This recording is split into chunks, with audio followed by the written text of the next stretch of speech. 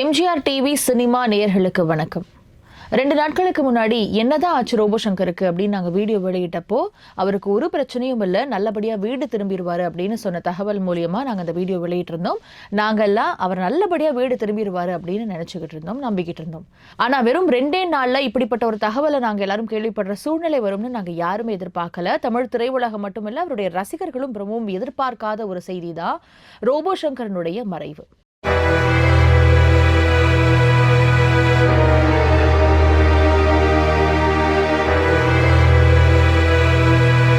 Robot Shankar தன்னுடைய ஆரம்ப காலகட்டத்தில் ஒரு நாளைக்கு 75 முட்டை வெள்ளைக்கருகள் சாப்பிட்டு ரொம்பவும் பாடி பில்டிங்ல சிறந்து விளங்கின ஒரு மனிதராக இருந்திருக்காரு. அவருக்கு சினிமாவில் வரணும் அப்படின்றது ரொம்பவும் பெரும் ஆர்வமாக இருந்திருக்கு. தன்னுடைய ஆரம்ப காலகட்டத்தில் விஜயகாந்த் சாருடைய குரலை வந்துட்டு மேடைகளில் பேசுறதாக இருக்கட்டும், அல்லது சில்வர் ஃபாயில் பெயிண்ட் அப்படின்னு சொல்லக்கூடிய ஒரு காந்தம் கலர்ல இருக்கக்கூடிய பெயிண்டை உடல் முழுக்க பூசி மைக்கேல் ஜாக்சன் மாதிரி நடனம் ஆடி அவரை ரோபோ மாதிரி நடனம் ஆடுறதுனால தான் அவருக்கு ரோபோ சங்கர் அப்படின்னு பெயரும் வந்ததுன்னு எல்லாருக்குமே தெரிஞ்சிருக்கும். அப்படிப்பட்ட ஒரு நடிகர் 1997ஆம் ஆண்டு படத்துல நடிக்கணுன்றதுக்காக மதுரையிலிருந்து சென்னை கிளம்பி வந்தவர் தான் நடிகர் ரோபோ சங்கர். அப்படி மதுரையிலிருந்து சென்னைக்கு நடிக்கணும்ன்ற ஆசையோட கிளம்பி வந்த நடிகர் ரோபோ சங்கர் 1997ஆம் ஆண்டு தர்ம சக்கரம் அப்படின்ற ஒரு திரைப்படத்துல பின்னாடி பேக்ரவுண்ட் ஆர்டிஸ்ட்லாம் நடிப்பாங்க, அந்த மாதிரி கூட்டத்துல ஒருவரா நடிச்சு தன்னுடைய நடிப்பை வந்து வெளிப்படுத்தி இருக்காரு. அதுக்கப்புறமா படையப்பா படத்துல அவர் ஆடினதாகவும் சில குறிப்புகள் இருக்கு. அதை தொடர்ந்து நிறைய படங்களை நடிச்சுட்டு இருந்திருக்காரு. அப்படி நடிச்சுட்டு இருந்த ரோபோ சங்கருக்கு ஸ்பாட்லைட் கிடைச்ச ஒரு படம் அப்படின்னா 2006ஆம் ஆண்டு இன்னைக்கு ரவி மோகன் அழைக்கப்படுற ஜெயம் ரவி சாரனுடைய தீபாவளி திரைப்படம் தான் தன்னுடைய முதல் லைம் லைட்டுக்கு வந்த திரைப்படம் அப்படின்னு சொல்லலாம். ஸோ நடிகர் ரோபோ சங்கர் கூல் சுரேஷோட கூட அந்த படத்தில் நடிச்சிருந்தாரு. கூல் சுரேஷ் இன்னைக்கு இரங்கல் செய்தி தெரிவிச்ச போது கூட பிரேக் டைம்ல நடிகர் ரோபோ சங்கர் வந்து நிறைய பேசி காட்டுவார், நிறைய குரல்ல பேசி காட்டுவாரு. அப்படி பிரேக் டைம்ல நடிகர் ரோபோ சங்கர் நிறைய குரல்ல பேசி காட்டுவாரு. அப்படி பேசும்பொழுது கண்ணை மூடிட்டு அவர் பேசுறதெல்லாம் கேட்டா அப்படியே விஜயகாந்த் சார் தத்ரூபமா நின்று பக்கத்துல இருந்து பேசுற மாதிரி இருக்கும், அவ்வளவு தத்ரூபமா பேசி காட்டுவாரு அப்படின்னு தன்னுடைய இரங்கல் செய்தியில கூல் சுரேஷ் அவர்கள் தெரிவிச்சிருந்தாங்க. கூல் சுரேஷ் சார் மட்டும் இல்ல, எக்கச்சக்கமான திரைப்பிரபலங்கள் இன்னைக்கு அவருடைய வீட்டு வாசலுக்கு முன்னாடி குவிஞ்சிருக்காங்கன்னா ரோபோ சங்கர் சாரோட இருந்த அப்படி ஒரு பழக்கம். இன்னைக்கு கூல் சுரேஷ் சார் வந்து நடனம் ஆடிட்டு தான் அவருக்கு மரியாதை செலுத்தினாரு. அதுக்கான முக்கியமான காரணம் ரோபோ சங்கர் ஒரு நடன கலைஞர், அதனால நான் அவருக்கு இப்படி மரியாதை செலுத்துறேன் அப்படின்னு சொல்லியிருந்தாங்க. அண்ட் அவருடைய செய்தியை கேட்டு இரவோடு இரவா நடிகர் தனுஷ் அவர்களா இருக்கட்டும், அல்லது நடிகர் விஜய் ஆண்டனி, இப்படி எக்கச்சக்கமான திரைப்பிரபலங்கள் இரவோடு இரவாவே அவங்க வீட்டுக்கிட்ட வந்து நின்றுட்டாங்க. அவ்வளவு பாசம் மிகுந்த ரொம்ப சந்தோஷமா எல்லார்கிட்டையும் அந்த எனர்ஜியை வந்து ஸ்ப்ரெட் பண்ணக்கூடியவராக இருந்தவர் தான் ரோபோ சங்கர். ஒரு பக்கம் பாடி பில்டிங், ஒரு பக்கம் படங்கள், ஒரு பக்கம் மேடை நிகழ்ச்சிகள்னு ரொம்பவே பிஸியா இருந்தவர் ரோபோ சங்கர் வெளிநாடுகளுக்கு பயணிக்கக்கூடிய வாய்ப்புகள் கிடைக்குது. அப்படி பயணிக்கும் பொழுது நண்பர்களோடு சேர்ந்து ஆரம்பிச்சதுதான் இந்த மது பழக்கம். அந்த மது பழக்கத்தில் நாளடைவில் ரொம்பவும் ஆர்வமாகி ஒரு கட்டத்தில் அவருக்கு லிவர் சார்ந்த பிரச்சனைகள் வருது. அப்போ சில ஆண்டுகளுக்கு முன்னாடி ஏற்பட்டதான் அந்த மஞ்சை காமாலை நோய்.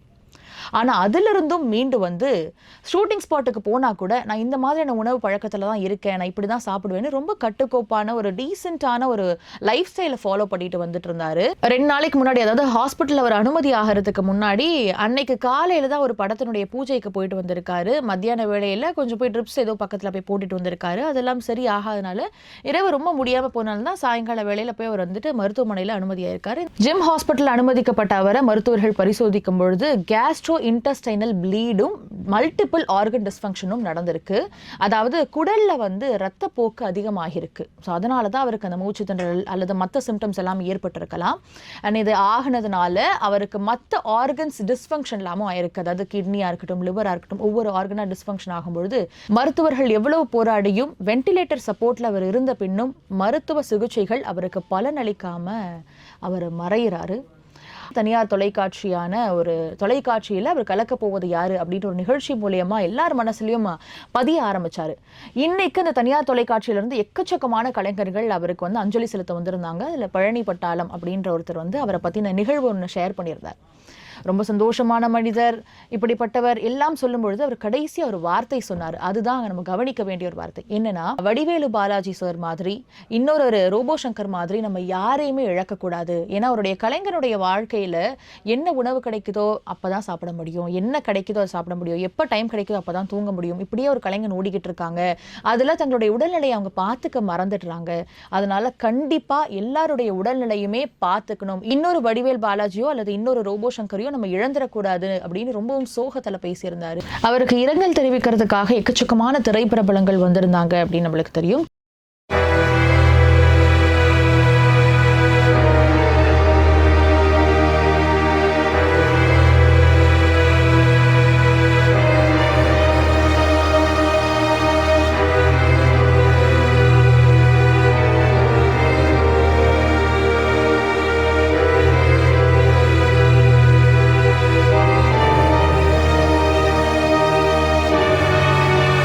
பிரபலங்கள் மட்டும்தானா? கண்டிப்பா இல்ல. அரசியல் தலைவர்கள் எக்கச்சக்கமானவங்க வந்திருந்தாங்க. ஜேர்னலிஸ்ட் ஒரு பக்கம், அரசியல் தலைவர்கள் நக்கீரன் கோபால் சார் ஆகட்டும், அல்லது உதயநிதி ஸ்டாலின் சார்லாம் நைட்டே வந்துட்டாரு. அண்ட் காலையில சீமான் சார் வந்ததாகட்டும், இப்படி எக்கச்சக்கமான அரசியல் தலைவர்களும் அவருடைய மறைவுக்கு வந்து அஞ்சலி செலுத்தியிருந்தாங்க.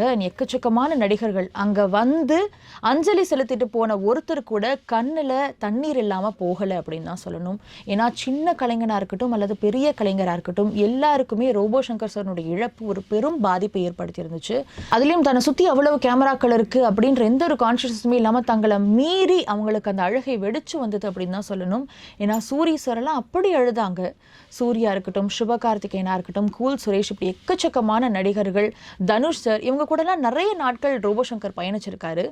ரோபோ சங்கர் சாரனுடைய இழப்பு இன்னைக்கு தமிழ் சினிமாவில் ஒரு மீண்டு வர முடியாத ஒரு இழப்புன்னு தான் சொல்லணும். 2 நாளைக்கு முன்னாடி, அதாவது ஹாஸ்பிட்டல் அவர் அனுமதி ஆகிறதுக்கு முன்னாடி அன்னைக்கு காலையில தான் ஒரு படத்தினுடைய பூஜைக்கு போயிட்டு வந்திருக்காரு. மத்தியான வேளையில கொஞ்சம் போய் ட்ரிப்ஸ் ஏதோ பக்கத்தில் போய் போட்டுட்டு வந்திருக்காரு. அதெல்லாம் சரி ஆகாதனால இரவு ரொம்ப முடியாம போனாலும் தான் சாயங்கால வேளையில போய் அவர் வந்துட்டு மருத்துவமனையில் அனுமதியாயிருக்காரு. இந்த நியூஸ் எல்லாருக்குமே தெரிஞ்சிருக்கும். ஆனா அவர் கடைசியா என்ன வார்த்தையை உச்சரிச்சாரு அப்படின்னு கேட்டீங்கன்னா, மனசு பதைக்க வைக்குதுன்னு தான் சொல்லணும். அதாவது எப்பயுமே ஷூட்டிங்க்கு போறதுனால 8 மணிக்கு போறதுனாலே காலை 4 மணிக்கு எழுந்து உட்காந்துருவாராம். எனக்கு தூக்கமே வரல, அதனால தான் டிவி பார்த்துட்டு இருக்கேன்னு சொல்லி எப்பவுமே தூக்கமே இல்லாம இருந்திருக்காரு. ஆனா இறக்குறதுக்கு சில மணி நேரங்களுக்கு முன்னாடி என்னைக்குமே தூக்கம் வருதுன்னு சொல்லாத அவரு, நான் கொஞ்ச நேரம் தூங்கிக்கிறேன் அப்படின்னு சொல்லி உறங்க போயிருக்காரு. உறங்க போனவர் ஒரேடியா உறங்கிட்டாரு அப்படின்றதான் அந்த பெரும் சோகம். அவர் சொன்ன அந்த கடைசி வார்த்தை இன்னைக்கு எல்லாருடைய காதுகள்லையும் கண்டிப்பா ஒழிச்சுட்டே இருக்கும். அவருடைய பிரிவு யாருனாலையும் ஈடு செய்ய முடியாத ஒரு பிரிவாகவும் ஒரு இழப்பாகவும் தான் பார்க்கப்படுது. அவர் என்னதான் இந்த உலகத்திலிருந்து மறைஞ்சாலும் நம்மளுடைய எல்லாருடைய மனசுலையும் நீங்காம ஒரு இடம் பிடிச்சிருக்காரு அப்படின்றத கண்டிப்பா யாராலும் மறுக்க முடியாது.